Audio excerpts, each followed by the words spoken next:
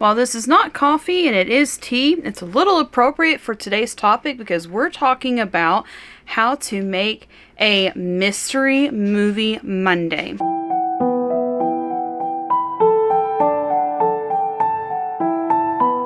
Hey everyone, thank you so much for joining us for today and for joining me for a cup of tea. If you prefer coffee, go coffee. But I actually sometimes really like taking peppermint tea, and I'll probably take it out here in a minute.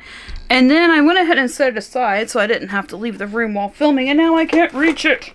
But I have found that with peppermint tea at the holiday season, I actually really like it with either the Hershey's Caramel Vanilla or not caramel vanilla, chocolate, Hershey's Chocolate Caramel.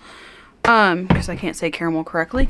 Or I like it with Kit Kat. It reminds me of we got them a couple years ago for the kids, for their stockings and for the drink station. The Kit Kat that had the dark chocolate with the mint in it. Very good. Substitute for that until I can find those again because they're extremely difficult to find, even though everybody loved them because they kept flying off the shelves. Peppermint tea. I prefer either the Bigelow, or I do like the Celestial Seasonings one. But yeah, Matt and I found that sometimes coffee creamer and tea, when you don't want to do a ton of extra caffeine, because peppermint tea is caffeine free, then you can do that. Sometimes I prefer getting the Bigelow brand because they're individually wrapped and you can put them in little baskets and things. And especially at church, I don't want a box of tea, which the Celestial Seasoning are more eco-friendly. But anyways, that be what it is. But enough tea talk. Enough talking about tea. Let's talk about what we did while drinking tea. So I'm going to start including clips in as we go, but basically what happened was the month of November, since we have so many at church days, and one of the things that I am thankful for is with having Christian homeschooling and a Christian umbrella school, when we have all day days at church where we're serving all day, or we have a fall festival, or days that we're actively serving at church, that community service plus that Bible that we're learning while we're there counts as a full day of school. So if you actually are short on your school days, fun fact real quick, and your service or your church has Sunday morning and Sunday night, which ours doesn't, we only have Sunday morning, but we really like not having Sunday night, and I'll explain that in another video for a Worship Wednesday. But if you have a Sunday morning and a Sunday night, and your kids are in Sunday school, Sunday morning church, and Sunday night church, and bonus if they're in choir practice on sometime during that day, that counts as a full day of school because you only need 4 hours to count it as a full day of school. Now, the drive time doesn't count unless you're using the drive time. So for us, because we live 45 minutes from our church, we use the drive time as time to practice the choir songs or go back over. Sometimes when the kids were younger, we would do Bible verses and things and have them repeat them back to us. So if you do that, then yeah, drive time counts. If not, doesn't really count, but your time at church counts. And most of the time, if you're doing Sunday morning, Sunday night, choir practice Wednesday night, or Sunday school, Sunday morning, choir practice Sunday night, that's probably going to cover your 4-hour time span. Now, for us, it doesn't, but there are special days that do. But since we had those special days built in for the first time in forever, yes, I know, we're actually not doing school the week of Thanksgiving. So when I say not doing school, we're still going to do some of the things we would have already done anyways, It's America, Charlie Brown, looking up recipes, where their origin is, writing thank you cards. We consider cooking as a math, so we can have all those things built in. But because of that, we would have only had 3 weeks of school in November. So it is possible, because we've done it before, when we did an entire year as one semester or as a summer school class. It is possible to do one movies as literature movie per week, plus report, plus reading if you need to. But honestly, I prefer to be a little less on curriculum from November through, for November 1st through January 1st. So that we can just focus on the holidays, focus on gratitude and thankfulness in November, and then giving to others and the birth of Jesus Christ in December. That's kind of where we are. So when we were looking at it, we're okay, we're only going to plan one movie for November. And then the third week in November, we were just going to do cards or something penmanship, or just doing some extra reading with it. Then our church library gets Christian and non-Christian books, and some people might be wary of that, but let me explain. She found Sir Arthur Conan Doyle books. So the girls, that's my Keurig, because everybody's having tea because it's cold. Like, it went from like 60s to 70s to it's in the 30s. That's pretty drastic. Anyways, we had a couple of days in the 50s, but like it went from 50s to 30s. Found Sir Arthur Conan Doyle. Well, the kids have been wanting to read Sherlock Holmes for forever. So we were like, okay, Sherlock Holmes, mystery, sure, why not? Well, then it came time to do their movie for November, which I was kind of wary of doing this anyways because we don't celebrate Halloween, but they had picked Haunted Mansion because the goal was we were doing Disney-based movies based on rides because we made the curriculum when we were supposed to be going to the parks and the cruise. Well, then budget things and budget cuts at Matt's work and things like that, we were unable to do the parks before the cruise, which was kind of disappointing because my cousin was also competing as a gymnast that week at Disney, and we really wanted to go see her, but we were able to see my uncle. She wasn't able to meet with us, but my uncle was able to come to our resort the night before our cruise and come be with us while the kids were swimming at the pool. So it was still a win there because like he lives in Canada and it's kind of hard to be able to spend like in-person time with them. When we were looking at all that though, we had based it on like movies based on park rides because all of the park rides have screenplays. They have a script that goes with each ride. And we were looking at like specifically Disney movies with the exception of Charlie Brown.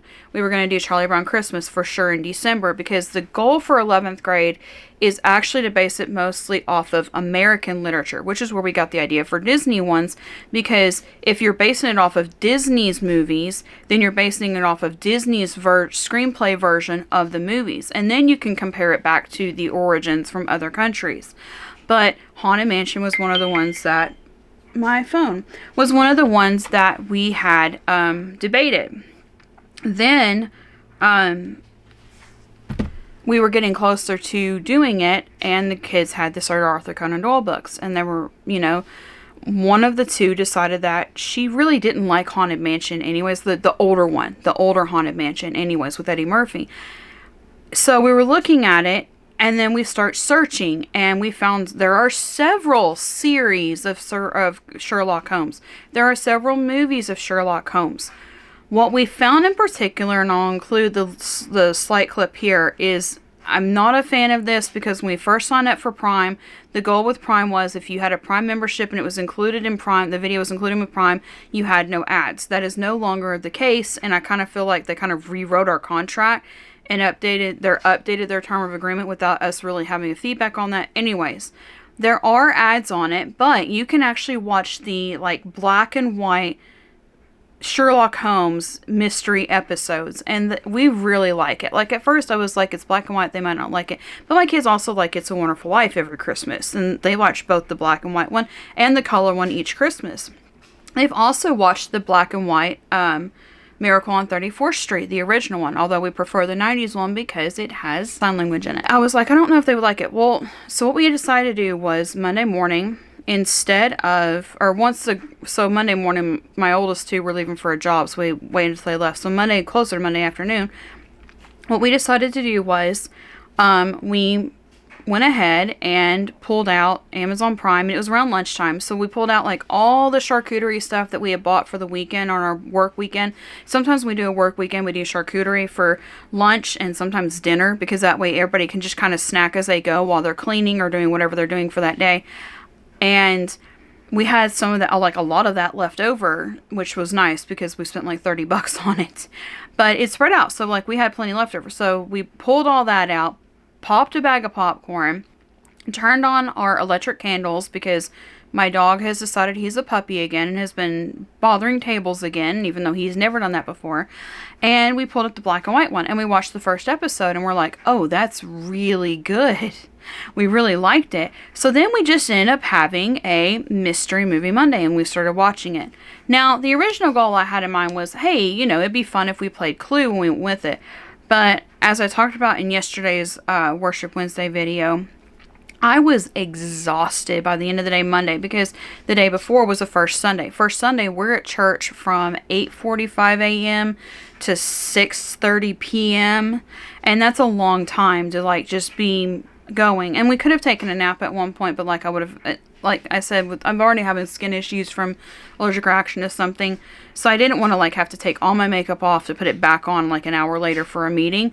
So I just didn't for that purpose. But like we had, and also like I had other things I was doing during that time. I was taking some rest time. I was reading my Bible. I was filling in my calendar, kind of praying over some things, and messaging a friend who needed some encouragement. So like we were working on kind of those, I was working on those things anyways, but it was busy. So Monday, the girls kept watching Sherlock Holmes, and then Matt and I kind of took some time to just rest in the office. And then Tuesday morning we slept in. They finished their school, and then when they finished their school, they wanted to watch more. So we did, and they watched more. Then after dinner, after they finished school, we had dinner, and then they finished their school. And then what we ended up doing was, I was like, hey, do y'all want to play like one game of Clue? And so we did, and it was kind of fun to like play the game of Clue. And then like after one game, we were like, it's been a long day. So we turned Sherlock Holmes back on, and it was so fun. It really was. And like the show kind of keeps you going with the suspense and with the whodunit and all of that goes along with it. We really enjoyed it. That was kind of how we did it. But like my step-by-step suggestions on how to plan a mystery movie Monday is, number one, like I said, we picked it for a day when we were definitely not going to have to leave the house. Like my oldest two were getting picked up for their jobs, so that was a little bit different. We also kind of waited until fall, like pick a cooler day at home where it's not like super hot or like you really like want to be out and about. It was like a cooler day, and it was kind of wet outside, like it had just rained the day before, and there was more rain in the forecast. Pick like a day like that where like you just want to be cozy. Like literally just pick like a cozy day. And you don't have to do it on a Monday. You could do it any day of the week. Pick a day that you're going to be at home. Number two, just do some fun foods with it. Some other things that you could do is like tea and crumpets or tea and biscuits of some sort. Just pick some kind of like warm tea to have with it. If your kids don't like warm tea, you can also heat up milk and put coffee creamer in it. We've done that before. I have an old video. It's an old video that I filmed years ago when I used to not be able to have any caffeinated drinks. I'm still not supposed to, but I can have them in smaller amounts now, like 1 to 2 cups of coffee a day. I have an older video on caffeine-free fun drinks for the holidays. I'll try to link that below if I remember, but it's a super fun video, and I loved making it, and I had so much fun making it with the kids when they were little. That's my timer going off. Hang on 1 second. One phone call, and we're moving tea bag later and putting in the creamer. You can kind of see it there. Don't want to spill it on my desk. I'll try to link that video below of where we did the different flavored drinks for the holidays. That was a fun video to make. Sometimes I kind of miss making some of the videos that I used to make years ago, the style back then. I want to bring some of that back of like that style of editing and things. But anyway, so like I said, it's super fun and easy to plan a mystery movie night. If you have younger kids, what I highly recommend for Christian education especially is one of the ones that we used recently for, we had to do a combined Sunday school class for all of the kids under high school because both teachers were out sick. And what we ended up doing was, it was a rainy fall day, so we brought Sherlock Holmes with 2 E's, and we had them watch that as part of their curriculum, and then we put the verse on the board for them to have that, and then we also had some blocks for them for like stimulation and for them to play with, and we also brought like an instrument. I brought my dulcimer for them to play as well, or let them play, and so that one is one that I really like for like younger kids for like mystery movies, because it's kind of like Sherlock Holmes, but it's like more Bible based, and it's more for the younger kids. Like my older kids still watch it sometimes too. But what I also like about it is, like, if you have older elementary, early middle school, what you can do is you can have them write down every reference that VeggieTales actually makes back to the Sir Arthur Conan Doyle books, and you can kind of help them with some of it a little bit too. And I think there's some cheat sheet websites out there that you could use to kind of prompt the kids and be like, hey, didn't they just say this? Didn't that sound like this thing that would have happened in this book? They also have some other ones too that you could use for that as well. But yeah, so like I said, make it super easy. Charcuterie board. You can do popcorn, pretzels. Do like favorite fun finger foods with your kids, but make it super easy. Something that's easy to clean up, something that's easy to prepare. Then pick a movie that's age appropriate for your kids. Like I said, for my high school kids, sometimes I like showing them older movies anyways, because like older movies just have a different feel and characteristic to them, and it kind of gets them out of what they're used to. But my kids seem to like older black and white ones anyways. Like I said, we've watched, all of them have watched To Kill a Mockingbird for ninth grade literature. They watch It's a Wonderful Life every year, Miracle on 34th Street. So like they're used to some of the black and white ones anyways. And then like I said, you can kind of make it fun. You could play games like Clue. You could find some other like mystery games. Some other things that we used to do for the kids as well when they were younger was we would just do like a scavenger hunt around the house. Like maybe you hide something and then you figure out clues of like how like around the house of things of to find that. Like if you want them to find like a special treat in the pantry or the fridge, you could do clues leading up to that and take them around the house looking for those clues. You also, it's super easy to get like some DIY spy kits for kids where they have to use the different kind of dyes and things to make invisible ink and like little fun kits like that. So just find something special like that to do, and then just like I said, you could sit down and do it. And then it's not necessarily as much like paperwork for me. Like I said, in Thanksgiving and Christmas season, my kids are usually writing thank you notes and Christmas cards to people anyway, so I worry less about penmanship. But if you do want them to work on it, you could try to see if they could learn how to make like letters like the way that they did penmanship back in Sir Arthur Conan Doyle's day, and work on calligraphy and things like that. And then you can just check out some fun books for the kids that go along with it. That's it for today's video. 4 things I want to tell you guys. Number 1, Jesus loves you. Number 2, thank you to all of our members for supporting this content, especially Jen and Cheryl. Number 3, thank you to everyone who likes, watch, positive comments, and subscribes. And number 4, we hope to see you next time.